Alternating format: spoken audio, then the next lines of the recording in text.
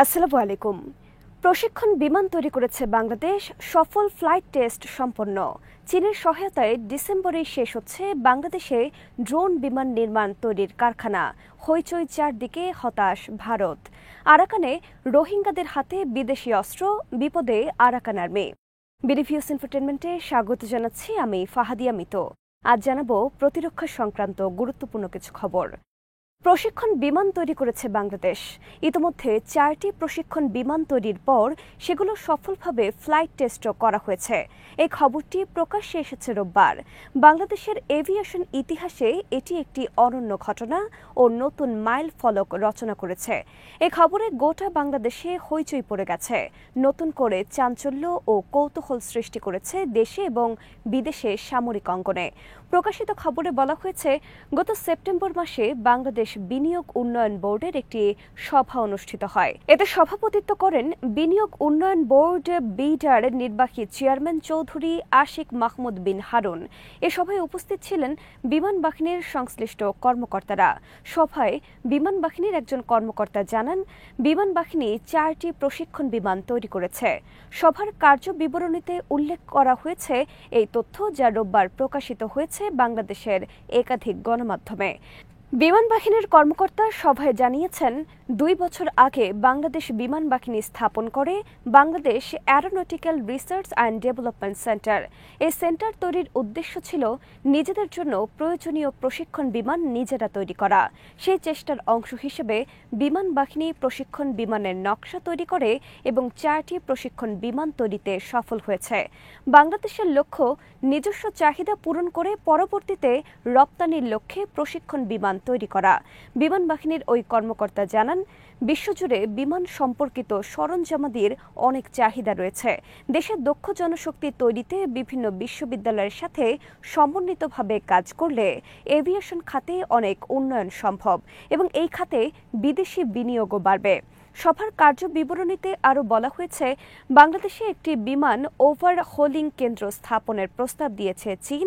বিমান ওভারহোলিং হল বিমানের ইঞ্জিন, ল্যান্ডিং গিয়ার এবং অন্যান্য গুরুত্বপূর্ণ অংশগুলোর পুঙ্খানুপুঙ্খভাবে পরীক্ষা, মেরামত এবং পুনঃসংযোজন করার একটি প্রক্রিয়া, যার মাধ্যমে সেগুলোকে নতুনের মতো অবস্থায় ফিরিয়ে আনা হয়।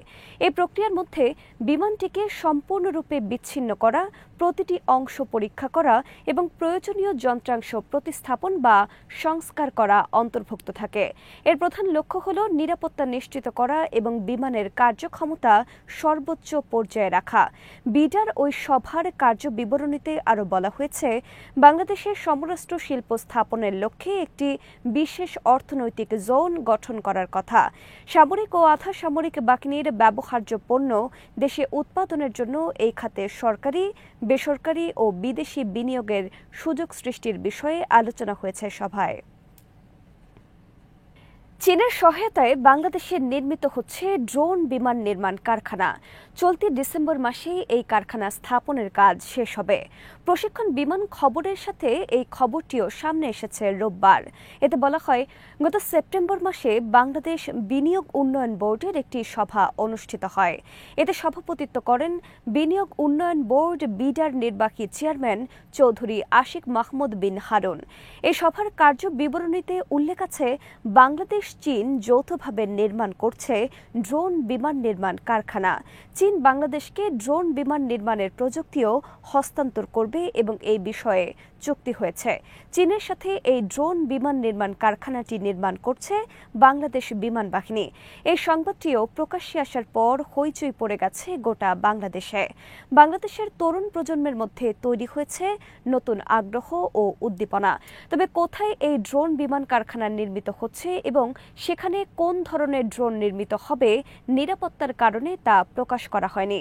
সমর বিশ্লেষকদের মতে, চীনের সাথে যৌথ উদ্যোগের ড্রোন নির্মাণ কারখানা স্থাপনের ঘটনা বাংলাদেশের সমরাস্ত্র শিল্প ও সামরিক শক্তির ক্ষেত্রে একটি বড় মাইল ফলক।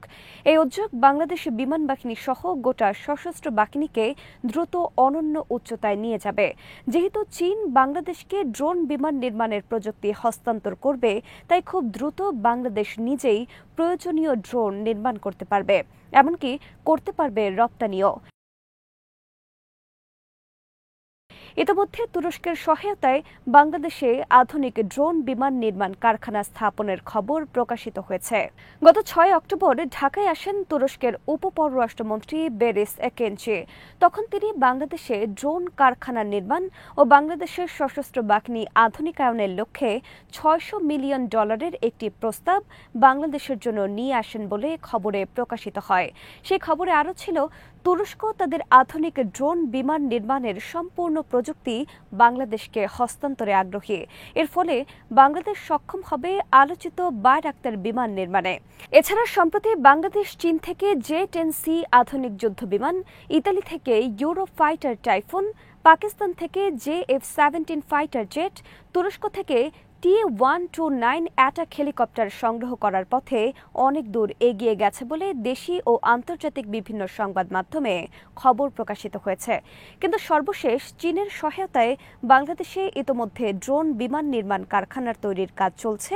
এ খবর দারুণ চাঞ্চল্য সৃষ্টি করছে গোটা বাংলাদেশে। বিডার চেয়ারম্যান চৌধুরী আশিক চৌধুরী দায়িত্ব গ্রহণের পরপরই বিভিন্ন সেমিনারে ও সংবাদ মাধ্যমকে জানিয়েছিলেন, বাংলাদেশে প্রতিরক্ষা শিল্প স্থাপনের লক্ষ্যে তিনি বিদেশি বিনিয়োগ আকৃষ্টের চেষ্টা করছেন এবং বাংলাদেশকে প্রতিরক্ষা শিল্পে শক্তিশালী করা এর মূল লক্ষ্য। বাস্তবে এখন দেখা গেল, বাংলাদেশে শুরু হয়েছে প্রতিরক্ষা ক্ষেত্রে নতুন এক অধ্যায়, নতুন এক জাগরণ। প্রকাশিত বিভিন্ন খবরে বলা হয়েছে, সমরাস্ত্র সংক্রান্ত বাংলাদেশের এসব খবরে বর্তমানে দারুণ হতাশ ভারতের মোদী সরকার। দ্রুত নাটকীয় মোড় নিয়েছে মিয়ানমার গৃহযুদ্ধ। পতনের মুখে জান্তা সরকারকে রক্ষায় এগিয়ে এসেছে চীন। এর ফলে বড় ধরনের বিপদের সম্মুখীন বিভিন্ন সশস্ত্র বিদ্রোহী গোষ্ঠী।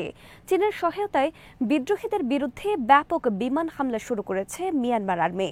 এর মধ্যে আরেক নাটকীয় ঘটনার খবর এসেছে আরাকান বা রাখাইন রাজ্য থেকে। সম্প্রতি সেখানে সশস্ত্র রোহিঙ্গাদের একটি ভিডিও নিয়ে আলোচনা চলছে বিভিন্ন মহলে। ভিডিওতে দেখা গেছে, রোহিঙ্গারা বিদেশি শক্তিশালী অস্ত্র প্রশিক্ষণ নিচ্ছে গভীর জঙ্গলে। সমর বিশেষজ্ঞরা বলেছেন, তাদের কাছে যেসব অস্ত্র দেখা গেছে তা হাঙ্গেরি থেকে আগত। সশস্ত্র রোহিঙ্গাদের মাথায় রয়েছে আধুনিক হেলমেট, যাতে রয়েছে নাইট ভিশন ক্যামেরা সহ উন্নত প্রযুক্তি, শক্তিশালী বুলেট প্রুফ ব্যবস্থা। এসব হেলমেটও বিদেশি তৈরি। সশস্ত্র রোহিঙ্গাদের যে ভিডিও প্রকাশিত হয়েছে তা আরাকান রোহিঙ্গা সালভেশন আর্মি বা আরসা নামক একটি সশস্ত্র গোষ্ঠীর। এই সংগঠনের হাতে বিদেশি অস্ত্র আসার ঘটনায় বিপদের মুখে পড়তে যাচ্ছে আরাকান আর্মি। একদিকে মিয়ানমার আর্মির বিমান হামলা, অপরদিকে নিজ এলাকায় আরসার উত্থান বড় ধরনের চ্যালেঞ্জ সৃষ্টি করেছে আরাকান আর্মির জন্য। গত এক সপ্তাহ ধরে মিয়ানমার বিমান বাহিনী ব্যাপক ভিত্তিক বিমান হামলা চালিয়েছে আরাকান আর্মির ওপর। গত বৃহস্পতিবার মিয়ানমার স্থলবাহিনী, বিমান বাহিনী ও নৌবাহিনী সমন্বিত হামলা চালিয়েছে রাখাইনের রাথেডং, পন্নাগিউন, পোক্তো, কিয়াওপিও এবং আরাকানের রাজধানী সিথওয়ের কাছে। আরাকানের রাজধানী সিথওয়ে সহ গুরুত্বপূর্ণ কয়েকটি এলাকা ছাড়া বর্তমানে অধিকাংশ এলাকা বিদ্রোহী আরাকান আর্মির দখলে।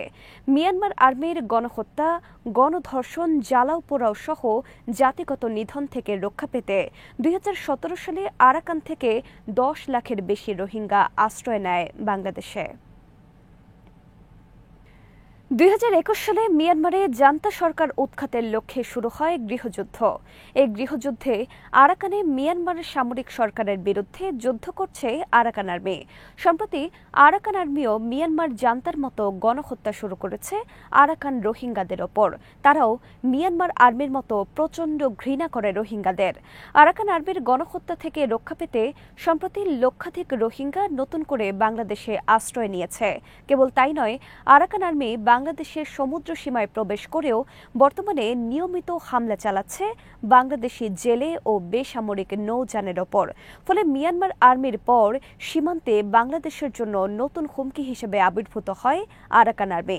এ অবস্থায় আকস্মিক চীন সরকারের সহায়তায় আরাকান আর্মি সহ মিয়ানমারের বিদ্রোহীদের বিরুদ্ধে মিয়ানমার আর্মির সাঁড়াশি অভিযান ও একই সাথে আরাকানে আরাকান বিরোধী নতুন বিদ্রোহী বাহিনী আরসার উত্থান নতুন সমীকরণ সমীকরণ তৈরি করেছে আরাকানে। সমর বিশ্লেষকদের মতে রোহিঙ্গাদের নিয়ে আসার উত্থান আপাতত বাংলাদেশের জন্য স্বস্তির কারণ হতে পারে, কারণ এতে বিপদে পড়বে বাংলাদেশ বিরোধী ও রোহিঙ্গা বিরোধী আরাকান আর্মি। তবে বাংলাদেশের সীমান্ত সংলগ্ন আরাকানে বিদেশি মদতপুষ্ট একটি নতুন সশস্ত্র বিদ্রোহী বাহিনীর উত্থানে ঝুঁকিও রয়েছে, কারণ ইতোমধ্যে খবর বেরিয়েছে বাংলাদেশের পার্বত্য চট্টগ্রামকে বাংলাদেশ থেকে বিচ্ছিন্ন করার লক্ষ্যে চলছে গভীর আন্তর্জাতিক ষড়যন্ত্র। 1958 সাল থেকে মিয়ানমারে সামরিক শাসন চলছে।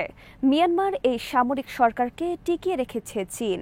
তবে চীন একই সাথে মিয়ানমার আর্মির বিরুদ্ধে সহায়তা দিয়ে থাকে সীমান্তের বিভিন্ন বিদ্রোহী বাহিনীকে।